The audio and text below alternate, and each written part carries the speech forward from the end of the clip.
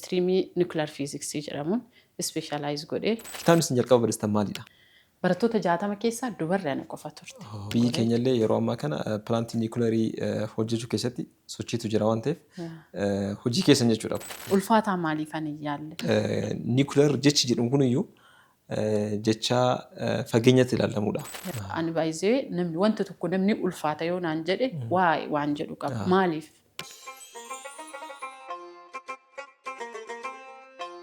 Egaa daawwattoota keenya sagantaa keenya kan simboolaa ammas akkuma itti fufiitti jira. Amma immoo sagantaa keessummaa irratti kan argamu. Keessummaan keenya kan guyyaa irraa immoo dubartii fakkeenya hawaasa musliimaa kan taate Dr. Ruqiyyaa Alii jedhamti. Dursuudhaan assalaamu alaikum warahmatullahi wabarakatuh. Wa alaikum salaam warahmatullahi wabarakatuh. Nu kabajanii istuudiyoo keenyatti sagantaa gaafii deebii kanaaf sagantaa simboo kanaaf nu dhufuu keessaniif hedduu galatoomaa jenna. Mee dura maqaa keessan daawwattoota keenyaaf ibsaatii. Walitti dachaa jirti. Tole, isinillee naaf yeroo keessaniif galatooma. Maqaan koo Ruqiyyaa Alii Kaawoo jedhama. Kan itti dhaladhe godina Arsii Lixaa aanaa Gada Basaasa. Kana. Dr. Ruqiyyaan maqaa ishii nu himte jirti. Ishiin immoo maqaa doktora jedhu keessaa hambistee nuti immoo inni isnuyyuu Dr. Ruqiyyaa jedhaatiin kan turtii kenna kan taasifnu. Mee Dr. Ruqiyyaan akaadaamiidhaan hedduu kan beekamtu naannoo keetitti mee imalli barnootaa kan keetii maal fakkaatame? Yuunivarsiitii Madda Walaabuutti digirii koo jalqaba achitti baradhee xumure. Digirii koo baradhee erga xumuree booda ministeerri barnootaa barattoota yuunivarsiitii baranutti eebbifamaniif carraa tokko lama qabatee dhufe. Carraa tokko warroota yuunivarsiitii seenuudhaan gargaaraa lekchararaa ta'anii dalaganii fi isaan kaawwan immoo barnoota isaaniitti fufanii kan maastarsii isaanii baratan carraa kana qabatee dhufe. Ani immoo warroota carraa maastarsii isaanii baratan keessa oolee jechuudha akkuma eebbifameen. Maastarsii koos yuunivarsiitii Finfinnee kiiloo 4tti baradhee muummee fiiziksiitiin kan barataa ture barnoota koo. As Finfinnees erga dhufee muummee fiiziksii damee dipaartimentii fiiziksii streamii nuclear physics jedhamuun specialize godhee achitti baradhee barnoota koo maastarsii erga baradheen xumuree booda ramaddii lekchara ta'ee akkan gargaaruuf Walqixxee Yuunivarsiitiitti na ramadamee achitti tajaajilaa ture. Walqixxee Yuunivarsiitii waggaa 4 erga tajaajilee booda barnoota koo PhD yookaan immoo digirii sadaffaa akkan baradhuuf carraan na qaqqabe. Isas yuunivarsiitii Finfinneetti deebi'ee PhD koo achitti hordofee xumure. Egaan PhD koo hordofee xumuree booda tokko yuunivarsiitii Walqixxeettis barsiisaan ture. Boodarra immoo ummata aanaa Gada Basaasaa bakka buutuu paarlaamaa ta'etti gara Finfinnee dhufee yamma kanarra jira jechuudha. Maashaallah. Barreessituu kitaaba dhalleedha. Kitaaba hedduu barreessitanii kitaabni fuulduratti argamu ni jira. Kitaaba kanneen barreessuu keessatti kaka'umsi isin keessattuu immoo barnoota fiiziksii kana wal qabateetiin ismaart kitaaba jedhu kana barreessuudhaan wal qabateetiin wanti si kakaase maalidha? Walii galatti imala jireenya kootiitti uummata kiyyaa waan beekuun waan baradheen waan hojjedhuun uummata koo tajaajiluudha. Kana keessaa immoo uumamumaan dandeettii walaloo barreessuu qaba ture. Walaloo kana yeroo mana barnoota elementaries giddu galeessaa high schoolis ture sagantaa garaagaraa irratti walaloo qopheessuun tajaajilaa ture. Isa kana jidduun adda kutee ture boodarra yeroo dheeraadhaaf dhiisee garuu keessa koo dandeettiin kun waan jiruuf dandeettii kiyya kana baasuun qaba. Aadaa, duudhaa, afaan uummata kootii kana dandeettii kanaan gabbisuu danda'uu qaba. Gama kanaanis qooda koo baachuu qaba waan jedhuuf kitaaba walaloo kitaaba 3 barreessee qaba. Inni afuraffaan immoo kitaaba deeggarsa barnootaati. Barnoota fiiziksiiti. Isarrattis barreessuudhaaf kan na kakaase namni tokko waan beekuun uummata isaa tajaajiluu qooda bahachuun dirqama isaati.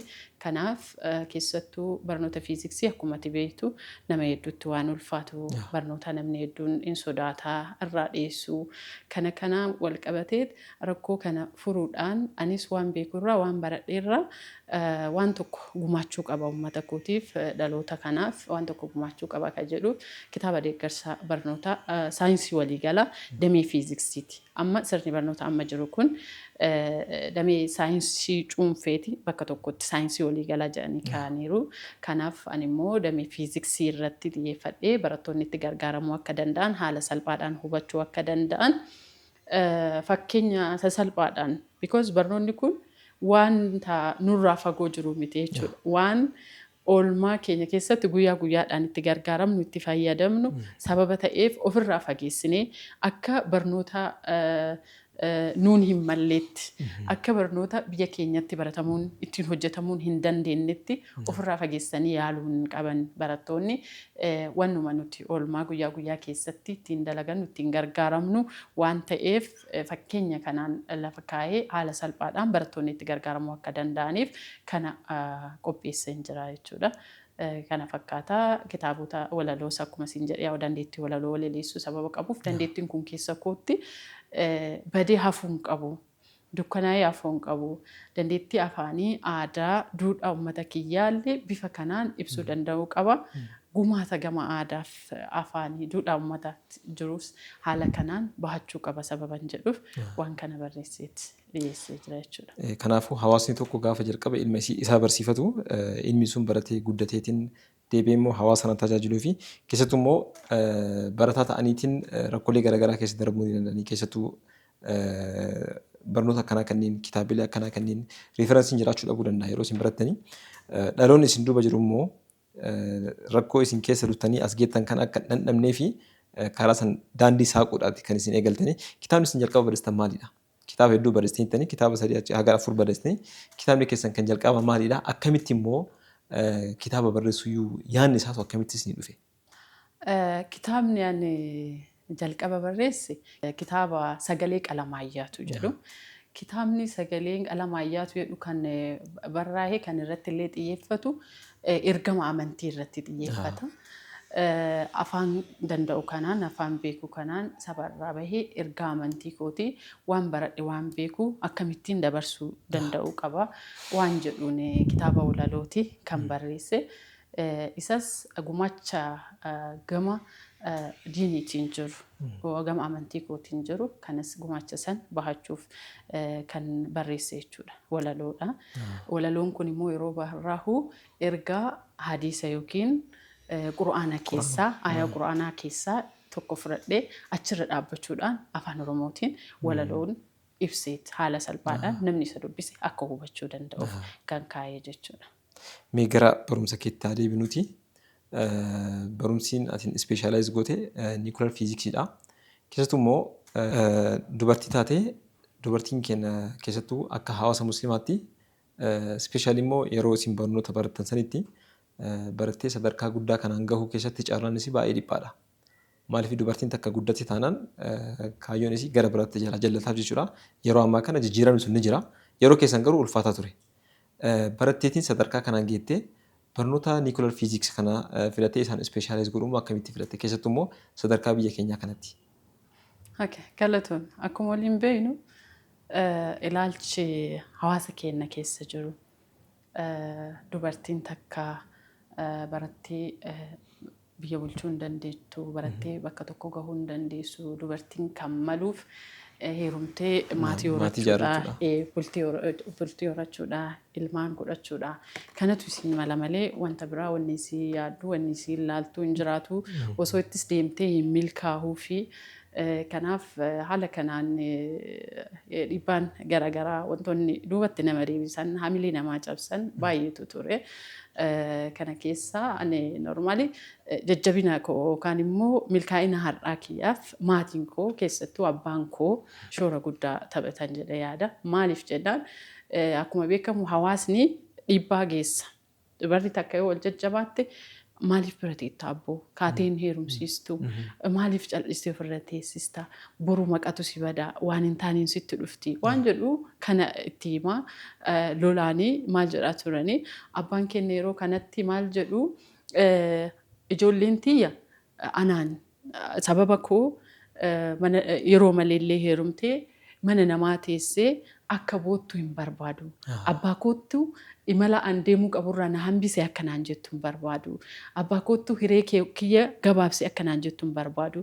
Yoo isaan barbaadanii ni heerumna ni deemna barumsaan feenu jedhan fedhii isaanii mirga isaaniiti fedhii isaanii nan eegaaf.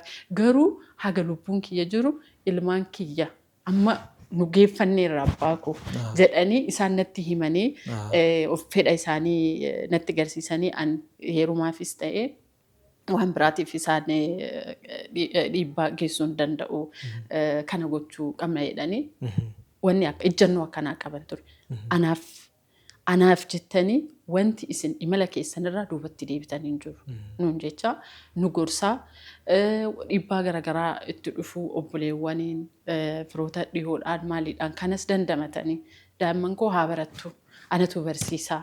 Fedhii qofa jala deemuu osoo hin taane fedhii isaanii eegee guddisuu qaba waan jedhuun maatii hedduu horatanii barnoota saayinsii yookaan akaadaamii qofaa miti. Qura'aanas akka baran ilmaan abbaa kooti rabbi isaan irraa jaalatu hirima keenyaan ka hafe ka milkaa'e malee qixa dhiirris dubarris mana barnootaa yeroo gahanitti umrii mana barnootaa seenuu gahanitti qura'aanas jalqaban.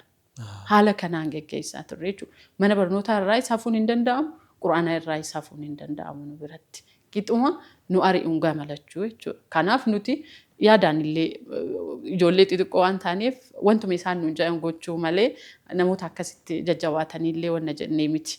Haa ta'u kallattii fi daandii isaan irra nu kaahan kana irra deemuu filanne hedduun keenya daandii kanarra deemneerra jechuudha. Nu ari'uu mana quraanaatti quraanas hin baranna mana barnootaatti hin deemna shiftiidhaan akkanatti barataa geggeessine jechuudha. Kanaaf kana keessatti maalidhaa ilaalcha namoonni dubartiin hin dandeettu dubartiin waan akkanaatiin hin maltu jedhu san cabsaniiru jechuudha. Abbaan koo.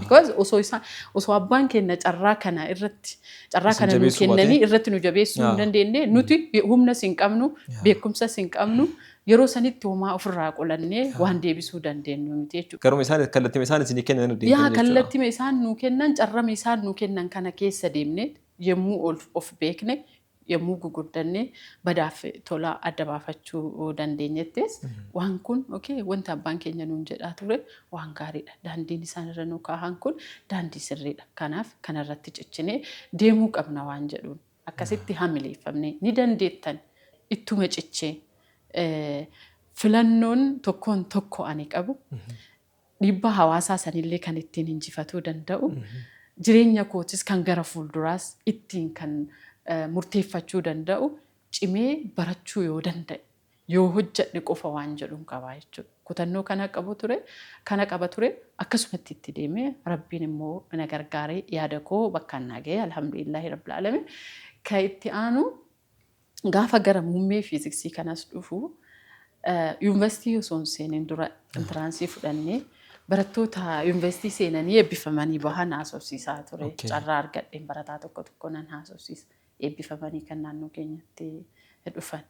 Barattoota kanneen yeroo mariisisu yuunivarsiitii keessatti dameen ulfaatoon jiran keessaa damee fiiziksii, dameen keemistirii, gama saayinsii uumamaatiin meedisiniin jalqabuma. Kunniinis ulfaataadha. Ani immoo naachuraal saayinsiidha ture kan nagaye. Dameen kun ulfaataa sababa ta'eef naachuraal saayinsii keessaa ati kan filachuu qabdu baayoloojiidha. Yoo sanan taane hin eebbifamtu. Kaalkuleeshinii waan hin qabneef barnoonni ni laafa jedhan yaadatti. Barnoonni kun laafaadhallee yeroo hedduu dubarri yoo yaaltes isaan kan milkaa'uu dandeessu malee barnoota biraatiin yaalanii milkaa'uu hin danda'an. Naan jedhan. Ani baay'ee namni wanta tokko namni ulfaata yoo naan jedhe waan jedhu qaba. Maaliif ulfaata wanni sun? Kanaafuu itti deemee ilaaluu qaba. Kanaaf ani yeroo namoonni gara baayoloojii na akeekan ani immoo why not physics? Maaliif physics? Ulfaata irraa maaf hin eegalle? Eeyyeen ulfaataa maaliif ani yaalle? Because bu'uurri kiyya akka wantoota hin danda'aman jedhaman akka yaaluufan. Akkasitti naa kaa'ameera. Dubartiin barachuu hin dandeessu yeroo jedhanitti barannee agarsiisuu dandeenya. So barnoota jajjabaa kanneenis dubartiin barattee ittiin milkaa'uu hin dandeessu yoo jedhan maaliif hin dandeenye waan jedhutu na keessa bula ture. Kanaaf ani guyyaa Maddoolaabuu Yuunivarsiitii deemee dipaartimentii filannoo irraa jalqaba irratti ani fiiziksii filadhe. Option 1 jechuun filannoon kiyya ka jalqaba fiiziksii ture. Fiiziksii filadhee kanaaf barnoonni ijoolleen sadaffaa irratti yookiin afuraffaa irratti yookiin gara dhumaatti filatu dipaartimentii fiiziksii. Ani immoo jalqaba irratti filadhe. Namoonni achi jijjiiran ijoolleen akkana obboleewwan geggeessuu dhufanillee maal jiru maaliif dipaartimentii kana filattee ati barattee fiixa bahuun barbaaddu ari'amtee deebitaa naan jedhu maaliif ani ari'amaa hin ulfaata fiildichi tole fiildiin hin ulfaanne maal gooteetti ittiin eebbifamtaa akkanumatti lafa teessee osoo hin qaatiin osoo hin hojjetin fiildii baayoloojii kana eebbifamuu hin danda'amaa hin jedha. Hin danda'amu. Isa sirriitti hojjettu sirriitti qo'attu malee hin dandeessu. Kanaafuu fiiziksii filadha. Hojjechuun kiyya erga noollee dadhabuun kiyya erga noollee waan jabatti waan guddatti dadhabuu qaba. Kanaaf isarratti xiyyeeffachuun qaba jedhee fiiziksii filadhee achittis namoonni ija waddi shakkiitiin na laalaa turan. Maaliif filattee damee kana ka jedhu. Boodarra Rabbiin na gargaare barnoota kanaanis hojjedhe qabxii gaariidhaan yuunivarsiitii sanirraa eebbifame namoota jechuun hin danda'amu jedhamuuf wanni tokko yoo yaalame fakkeenya taatee agarsiiste inni danda'amuu isaa hojjedhe itti agarsiise jechuudha. Akkasuma gama digirii tokkoffaa erga eebbifamee booda digirii lammaffaas barachuuf Finfinneetti yoo dhufu yuunivarsiitii kiiloo 4tti achittis damee fiiziksii kana keessatti barattoota maastarsiif barasan nu wajjin galmaahan keessa barattoota 60 keessaa dubarri ana qofa turte.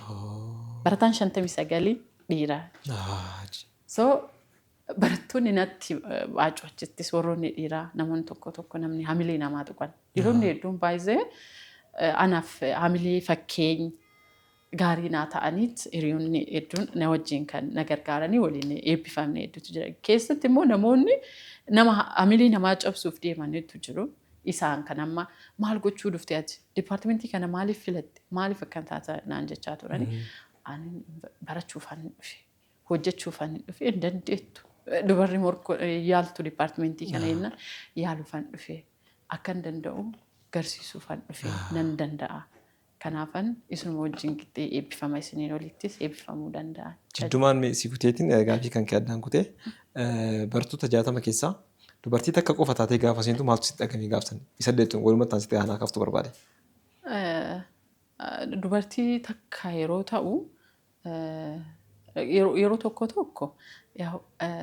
backgroundiin keetillee murteessaadha. Hawaasni ati keessaa baate maal waan kana yoo laaltu yoon waan kana irratti hojjedhee fiixa baasuu baadhe hiree fi hamilee dubartoota hedduu isa miidhuu kooti ta'a. Yoo milkaa'e garuu hamilee jabaa ta'a. Kanaafuu sodaallee nan qaba abdiis nan qaba jechuudha. Abdiis sodaas na keessa jiru. Because sodaan koo maali? Personally of qofaa miti. Bakka sanitti kan miidhuu danda'u hiree fi hamilee dubartoota hedduuti. Dubartoota na duuba jiranii dubartoonni an fakkeenya ta'uufii qaban danda'u namoonni akkasii sun na jalaa abdii kutuu danda'u ka jedhu sodaa qaba. Kan hafe garuu yoo Rabbi fedhe hojjedhee fiixa baha. Garuu harka caalu ni hojjedha waan jedhu abdii qaba. Rabbi wajjin. Abdii akkasitti horadhee haaluma gaariidhaan barnoota fiiziksii kanas baradhee nuclear physicsdhaan specialize godhee mastersii kootillee eebbifame jechuudha. Haala kanaan. Gaafiin haanaa kaasuu barbaade nuclear jechi jedhamu kuniyyuu jecha fageenyatti ilaalamudha. Miti barataniitiin PhD hojjechuudha miti. Calculation maan isaatu iyyuu nama hedduudhaaf hin galu. Isa kan hoomee akkamitti filachuu barbaade? Gaafiin ani gaafachuu barbaade maalidha? Nuclear jechuun jedhu kuniyyuu biyya keenya keessatti waan baratameeru mitiyyuu. Injirullee waan ta'eef jechuudha biyya keenya kana keessa. Yeroo kana filattu hoo booda baatee itti hojjechuudhaaf nuclearii kana itti hojjechuudhaaf pilaaniin kan kee hoo? Osuma mastersii keessa jiru gara xumuraatti specialize goona. Streamii kamirratti gara fuuldura akkam itti fufuu akka qabnu barnoota keenya yeroo kanatti nuclear physics'n filadhe jechuudha.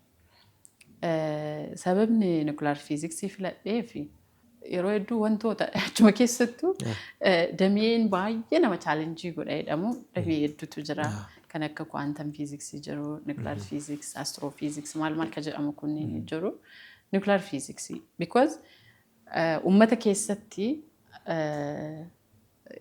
imagine inni uume imagine badaadha, imagine hamaadha. Nucleariin waan dhala namaatiif hin taane badiidhaaf qofa waan uumame jedhamee namni image akkasii of keessatti qabateera. Waan dura sammuu namaa keessatti fakkiisantu uumamaa jechuudha. Waan badiidhaan wal qabate. Garuu wanti kun isaan qofa irratti miti kan hojjetu. Tajaajila biyya biraatiifis ni oola. Faayidaa biraatiifis ni qaba. So irratti yoo hojjette faayidaan miidhaa inni geessisee addunyaan har'a ittiin walwanna jechaa jirtu sanirra faayidaa guddaas ni qaba. Akkuma miidhaan isaa ga'u san faayidaan isaatis bal'aadha guddaadha. Mallattoo guddina biyyaatiinidha. Mallattoo guddina biyya tokkooti. Kanaaf itti hojjechuu yoo dandeenye faayidaa isaa sanitti gargaaramuu yoo dandeenye biyyas addunyaas gargaaruu ni dandeenya. Kanaafuu waraanaaf qofa oolchuu osoo hin taane tajaajilli biraa bal'atu jira. Fakkeenyaaf humna anniisaa irraa maddisiisanii humna fedhii anniisaa biyyi tokko qabdu guutuun ni danda'ama. Gama biraatiin tajaajila fayyaa keessattis ammas biyya keenya hanga xiqqoo takkaan itti gargaaramaa jirti. Garuu gaafa humna nuclearaa kana sirriitti gargaaramuu jalqabde faayidaan amma fayyaa irratti waan xiqqoo ittiin oollu kun bal'inaan hawaasa keenya itti yoo tajaajille hawaasa fayya qabeessa horachuu keessattis shoorri isaa guddaadha. Kan biraa immoo qonnaanis wal qabatee biyyi keenya yeroo hedduu gargaaramtuu akka taatetti, beeloftuu akka taatetti, rakkattuu akka taatetti kan yaadamu jechuudha. Kun jijjiiramuu danda'a kanaan.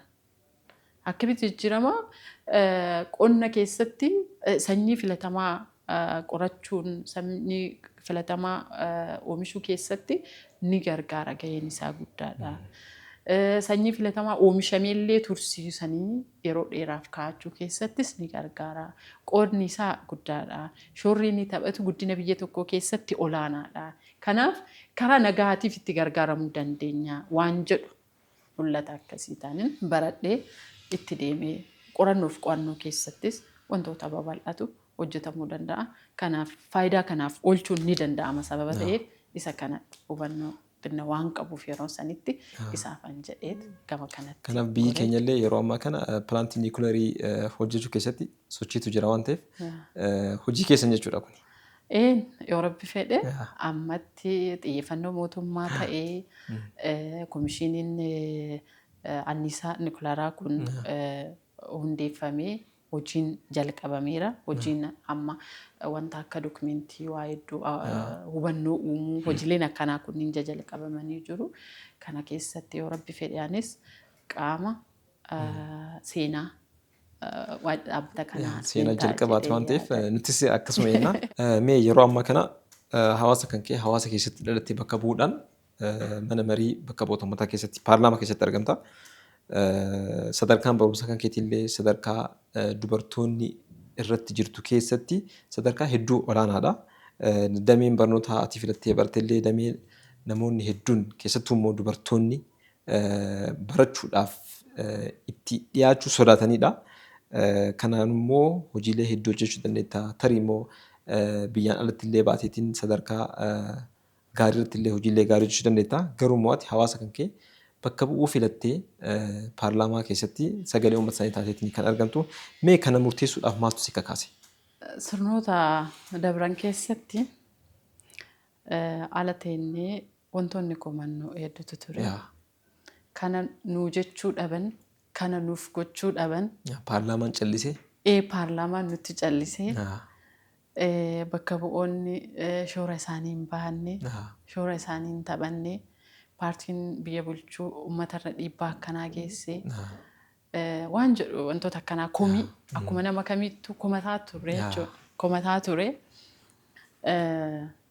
So wanni kun kan jijjiiramuu danda'u anas haa ta'us eenyu bakka san seenee qaama murtii kennu qaama biyyaaf seera baasu qaama akka biyyaatti aangoo olaanaa qabu qaama kana ta'eeti yoo waa gochuu danda'e yookaan immoo qooda isaa baachuu danda'e wantoonni ati akka biyyaatti biyyaaf kanatu mala akka dhala namaatiif kanatu mala rakkoolee olaantummaa seeraatiin wal qabatee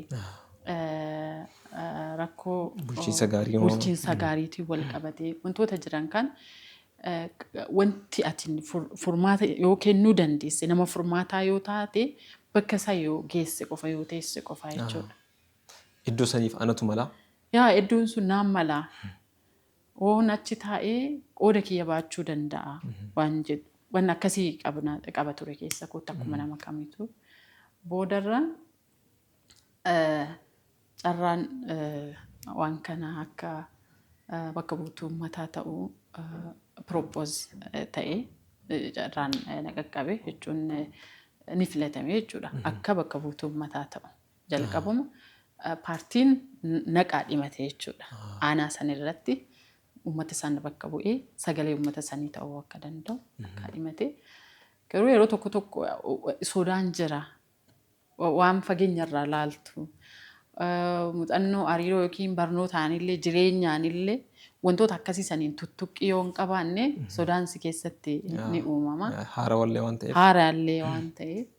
Kanaaf sodaa akkasii san kan cabsuun danda'amu yoo deemuu dandeesse qofa. Sodaattee achitti hafnaan wanti nama komattuuf hin jiru jechuudha. Carraan akkanaa kun dhufe carraa kana dabarsee gatuu hin qabu, dhiisuu hin qabu, ni sodaachisa. Baay'isee siyaasni biyya keenya qabiinsi isaa gaarii hin turre. Siyaasa tokko keessatti yoo seentu, paartii tokko keessa yoo galtu, dhiibbaan garaagaraa, miidhaan garaagaraa waan nurra gahu ture. Kanatu argaa ture. Wanni ture kana. Sirna dabreen fakkeenyaaf miseensa paartii tokko yoo taate. Doorsisa jiraataa. Doorsisa jiraataa. Miidhatu jiraataa. Aarsaa kafaltaa. Maatii kee irraa maal jettaa. Wantoonni akkanaa kun baay'eetu ture. Kana laallee siyaasa akka ibiddaatti fageenyumatti. Ibiddaaf siyaasa fageenyumatti jenna ture jechuudha.